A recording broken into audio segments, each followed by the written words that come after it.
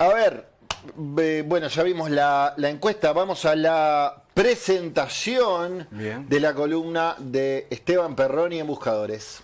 Empuja y el techo del placar cede. Entra luz y baja despacito y se hace un silencio pánico. Entonces, bueno, ahí yo abrí la tapa que hace más pesada. Habló Ñat y pidió por Campos Hermida. Y una voz de abajo y una voz que dice: yo soy Campos Hermida. Y está el juez. Y entonces baja. Campos Hermida forcejeando con la puerta del baño, apretando una metra que un milico de afuera le metía para adentro. Pero los milicos estaban drogados. Lo que querían era matarnos a nosotros y matarnos al juez. ¿De acuerdo? Que estaba forcejeando así. ¿Por qué arrancamos con esto, Esteban? Chan. Familia de Buscadores, un placer de saludarlos. Y bueno, porque ese libro tuvo ganas de auspiciar la columna. Es un auspicio de un libro. No, pensé ver un lugar paradisíaco, piscina, cosas, y arrancamos a ver un audio. Bueno, hay que estar atento a todo tipo de clientes, gente que quiera apoyar la columna. Por supuesto. Hay que sobrevivir, señores. Un placer de saludarlos. Y hoy con el panel estable de los lunes, sin ninguna figura conspicua ahí que quiera colarse. Ahí el panel estable. Los saludo a todos y es un placer escucharlos y compartir con ustedes una columna que se las trae. Políticas todo, dijo uno y revisaba el precio de la papa. Título de la columna de hoy: Mi plan adolescente, un agujero negro en Uruguay. Vio, Checho, que a veces yo utilizo algunos títulos que la gente dice, pero el título va para un lado y la columna para otro. Bueno, a veces lo hago un poco para pelear a la gente. Hoy no, cualquier similitud es pura casualidad con lo que usted anunció hace escasos 5 minutos. Señores, mientras el elenco político discute si el déficit fiscal es de 4,8% o 5,2%, porque quedaron algunas cuentas sin pagar, porque se pasaron algunas obligaciones para el nuevo periodo. Entonces, ¿sabe de qué estamos discutiendo? Si varía entre uno y otro, como les decía, 4,8, 5,2, y entonces serán bombas o serán cráteres. De eso se discutió la semana pasada. En lugar de discutir de que tenemos un déficit fiscal estructural en el orden del 5% y que si no sacamos plata de algún lado, no sé para dónde va el Uruguay. Otras bombas han distraído a los aparatos de seguridad del Estado. No me digan que no se enteró de esto. Bombas acá, bombas allá. De modo de poder operar, dicen algunos, yo repito lo que dicen por ahí, no tengo pensamiento propio. Operar con tranquilidad en el puerto, muéstrele ahí. Tamara, Diego, muéstrele noticia breve, vamos ahí con todo. Es decir, dicen algunos, mientras la fuerza de seguridad, los bomberos, todo, están pendientes de otros lugares, incautaron los 25 kilos de cocaína, una vez más en un puerto que está caliente, ¿verdad? Algunos otros al influjo de la serie de adolescencia dicen, no, claro, son algunos adolescentes que como no tienen contención se les ocurre llamar por teléfono para decir que hay una bomba acá y otra allá porque no saben bien para dónde llevar su existencia. Bueno, es una hipótesis, ¿verdad? Otra que no la repiten, obviamente, no se puede decir esto públicamente, cometo un error, pido perdón a la fuerza de seguridad, pero perfectamente este llamado de las bombas podría ser una desestabilización de los sistemas de seguridad a cargo del narcotráfico. Lo dejo ahí para discutirlo otro día. Mientras pasan estas cosas, no se vislumbra en el Uruguay un plan serio para ser adolescente en el Uruguay. Y hacia ahí va el título de la columna de hoy: Mi plan adolescente, un agujero negro, señores. Ser adolescente en Uruguay rápidamente es lo que cuando nosotros teníamos otras edades, es una suma hoy en día del puber, más el adolescente, más el posadolescente. Ahí le define 15 años estratégicos que van más o menos de los 14 a los 29 años, autonomía cero, no sé quién es de la casa de los padres, igual se van a vivir a la casa de los abuelos. Eso es lo que más o menos es un adolescente hoy en día en Uruguay. Y les presenta a Diego acá, para ordenar un poco hacia dónde va la columna de hoy, una clasificación en tramos de 15 años de lo que serían las generaciones del Uruguay, ¿verdad? Y me voy a concentrar en las últimas 3, que son el problema central de la columna de hoy. Es decir, de 1997 al 2009, la generación Z. Hemos hablado mucho de los millennials, pero vean, descubran, así están pensando el mundo, los que se dedican a estudiar estos temas. La generación alfa, nacida del 2010 al 2014, y lo que se vendría, que supongo que Bambino por lo pronto, y yo ya no lo vamos a ver, de algún modo, discúlpeme Bambino, capaz que usted dura más, que es la generación beta del 2025 al 2039. Estas últimas 3 generaciones, la Z, la alfa y la beta, son las que están registrando una inversión de la pirámide histórica con la cual, acá en Uruguay, estamos hablando de Uruguay, se construyó el contrato social, como decía Rousseau. Se invierte la pirámide. Me detengo un segundo en esta idea porque es clave. ¿Qué quiere decir que se invirtió la pirámide? Que si usted toma estas 3 variables, que ya se las dije el otro día, pero ahora se las repito con cierto detenimiento, los tiempos de exposición de estos adolescentes a los padres, madres, tutores, no es lo mismo estar expuesto en una familia de padres separados solo al padre, o más al padre que a la madre, o solo a la madre, o solo al tutor, o solo a una nueva formato de familia de los que abundan. Repito, tiempo de exposición a los padres en sentido amplio, el tiempo de exposición a las instituciones educativas y el tiempo a las pantallas con tecnología digital es una pirámide que se invirtió. Es decir, que si usted antes tenía que el 90% era el tiempo de exposición a los padres, el 80%, y el 1% a las instituciones educativas, o 1,5%, quedaba solo un 0,5% de exposición en aquel momento a pantallas analógicas, no a pantallas digitales, la típica televisión abierta en blanco y negro. Esa pirámide se invirtió al punto tal que probablemente lo que pesa el tiempo de exposición a padre, madre o tutor sea un 0,5% si usted distribuye ese tiempo de exposición, insisto, en estas 3 variables: tiempo de exposición a los padres, tiempo de exposición a institutos educativos y tiempo de exposición a las pantallas con tecnología digital. ¿Qué consecuencias ha tenido esta inversión de estos tiempos de exposición en los adolescentes ya desde fines de la década del 90? Se los presenta Diego a continuación, y acá está el meollo del asunto, ¿verdad? ¿Cuál es el plan para nuestros adolescentes?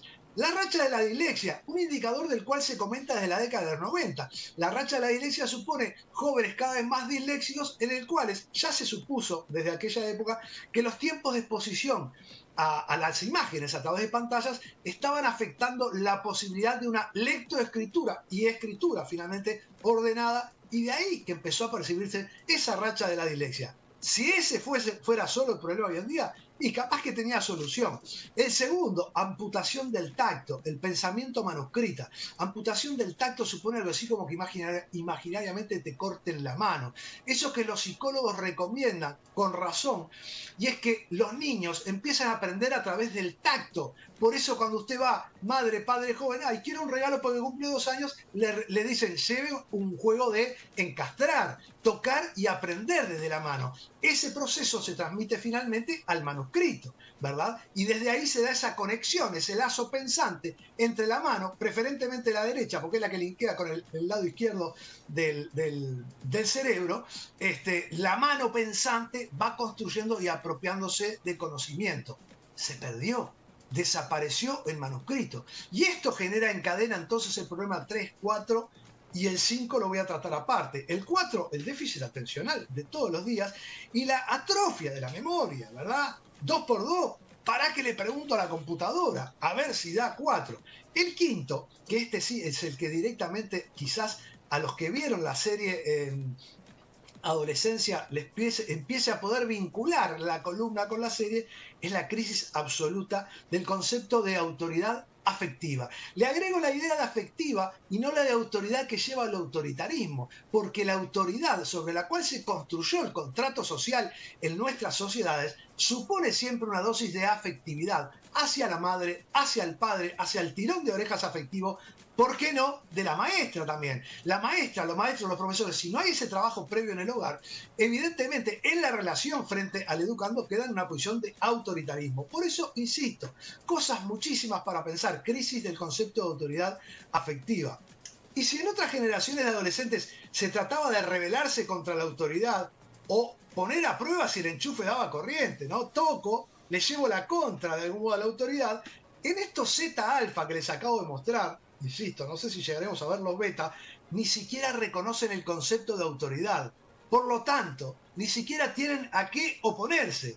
Y atrás de esto, todo puede acontecer. Inclusive, el hecho ese tan patético pero real que muestra, como ustedes están viendo la foto ahí abajo, esta serie Adolescencia, archi recomendable para poder conversar este tema ahí en el panel, en la casa y con todos los que estemos de algún modo preocupados por saber cuál es el plan para los adolescentes en Uruguay. ¿Acaso esta serie lo que nos muestra o nos está mostrando es lo que no nos animamos a ver de todo lo que pasa al costado nuestro en los últimos 20 años? Esta pregunta es interesantísima para el elenco del Ministerio de Educación y Cultura, para los educadores, para psicólogos, sociólogos y otrólogos. ¿Alguien pensó acaso desde el sistema educativo que este proceso que he tratado de escribirles iba a terminar de otro modo? ¿Acaso horrible, no? Un poco prensa amarilla, si yo les digo, lo peor puede estar por venir. El problema no sería tan enorme, tome nota por favor ahí, Checho, Alberto, el problema no sería tan enorme, el agujero no sería tan negro, como dicen algunos, si los desfasajes en esos tiempos de exposición, a los cuales les refería recién, no estuvieran marcando a fuego a los propios educadores. Se suele pensar que este es un problema en los adolescentes. El problema es que ese mismo desfasaje entre los tiempos de exposición a las pantallas, a las instituciones educativas, a los padres, madre, tutor, ya los traen los propios docentes, lo cual conforma un combo que no quisiera estar en la piel totalmente del ministro de Educación y Cultura y sus asesores de este país. Ha ocurrido frecuentemente, lo vi en estos días analizando este tema de algunos psicólogos, de decir que el problema es tan grave que cuando el niño intenta 10 minutos hablar con su padre o madre, el padre o la madre están con el celular en la mano. He visto, lo vi, escríbanle ahí a Bambino si alguien no lo vio, algunas madres bajar excitadas de mañana cuando llevan a los hijos a la escuela hablando en el celular y Danilito quedó encerrado en el auto. Esto es posta. Quedó encerrado en el auto y lo vi 2 veces, o sea que supongo que esta anécdota, si le escriben a Bambino ahí, le puede haber pasado a más de uno, o sea que el problema no sabemos si es la crisis adolescente o si es la crisis adulta, se lo dejo ahí para conversar.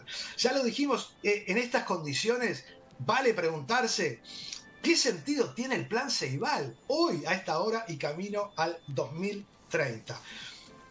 Urge quizás, ya lo dije en otra columna, lo que no hubo en determinado momento que fue previo o acompañando al plan Ceibal, una campaña de alfabetización lectoescritural para adolescentes que escriben con GIF, con memes y con 50 palabras más o menos desordenadas. Pues hablarle en chino. Vea lo que está haciendo Lula para pensar qué podemos hacer en Uruguay. Muéstrele ahí, Diego. Ni en clase ni en el recreo, dijo Lula. Sanciona ley, o sea que la ley tiene una sanción, ¿verdad? Hay una autoridad que efectivamente intenta corregir un comportamiento que nos está desarticulando y prohíbe el uso de teléfonos celulares en las escuelas. Acá, en Artigas, Rivera, que es Brasil, Artigas, Rivera, Brasil. Ahí está pasando, señores. Vean la opinión de Maía, interesante. Tomen nota, por favor. La próxima entrevista a Maía le preguntan todo esto o me invitan y yo le hago las preguntas. Maía apoya prohibir celulares en la escuela, pero difiere en que sea por ley. Es decir, Maía, trato de interpretarlo, y obviamente no estoy peleando a Maía, estoy tratando de pensar juntos. Maía aún no tiene claro un diagnóstico de la crisis de autoridad que hay en el Uruguay, y entonces no evalúa la posibilidad de hacer de esto una ley. El único plan adolescente que existe en Uruguay, perdón si me extendí unos segundos, Checho, pero prometo entrar en la bajada. El único plan es este que les muestra Diego y Tamara a continuación. Este sí es un plan adolescente. Es de las pocas políticas de Estado que hay en Uruguay que pasó desapercibida en la campaña electoral. Es interesantísimo. Desde 2017 el Ministerio de Salud Pública aplica este plan. Yo quisiera saber con la nueva ministra de Salud si se va a seguir aplicando. No da esterilidad, no descalcifica los huesos, no genera cáncer. Es una especie de fósforo que se pone bajo el brazo de las adolescentes, no produce sangrados importantes y lo que sí permite es eliminar la posibilidad de quedar embarazadas a las adolescentes. Ya se ha desarrollado durante unos cuantos años, lo cual ha generado, se lo muestra a continuación, algunas consecuencias. Muéstrele, Diego, ahí por favor, o lo vinculamos con una cosa que lo planteábamos ya en la columna pasada, pero a veces hay que ver la concatenación de factores, ¿verdad? ¿Cómo han descendido los nacimientos en Uruguay? ¿Verdad? Decíamos, la tasa de fertilidad pasó de cada 1000 menores de 24 años que en el año, bien digo, en el 2008 55 eran madre y en el 2023 solo 22. Es decir, el plan es, por ahora, no agregarle nuevos problemas a la generación Z y Alfa, que es la que no estaría teniendo niños ni en las zonas carenciadas ni en las otras que no quieren saber de nada, como les dije el otro día, ¿no? Pero está bien, por lo menos vamos a controlar el nacimiento para ver qué hacemos, cómo se puede ser adolescente en Uruguay. Todo muy pobre y preocupante, por cierto. Capaz que previo a la campaña de alfabetización que les propongo, de alfabetización lectoescritural, habría que hacer una campaña pública de alfabetización alimentaria, ¿verdad? Por aquello que decía, capaz que me corrige Alberto, creo que la letra es de Rubén Lena. El hombre piensa mejor con el estómago lleno. Saquémosle este problema a la educación. La educación tiene que educar, de alimentarse tiene que hablar o la familia o el Estado, ¿verdad? Así como un día ocurrió que un presidente de la República repartió ceibalitas, podríamos regalar ahora heladeras con freezer y alfabetizar en zonas carenciadas, enseñar a conservar alimentos y por qué no a producirlos. ¿Se imaginan con toda la costa que tenemos, enseñarles a pescar y a guardar toda esa proteína en el freezer como punto de partida? Qué lejos que estamos, señores. Mi plan adolescente, un agujero negro. Se los dejo ahí servido. Lo que van a ver a continuación es también de algún modo un adelanto de lo que vamos a ver en vivo en la columna del lunes que viene. Pero como decía Víctor Hugo Morales, ¿se acuerdan? Es también una publicidad. Vea. Empuja y el techo del placar cede. Entra luz y baja despacito y se hace un silencio pánico. Entonces, bueno, ahí yo abrí la tapa que hacía más pesada, habló Ñat y pidió por Campos Armida. Y una voz de abajo y una voz que dice, yo soy Campos Armida, y está el juez. Entonces baja. Campos Armida forcejeando con la puerta del baño, apretando una metra que un milico de afuera le metía para adentro. Pero los milicos estaban drogados. Lo que querían era matarnos a nosotros y matarnos al juez. ¿De acuerdo? Estaban forcejeando así.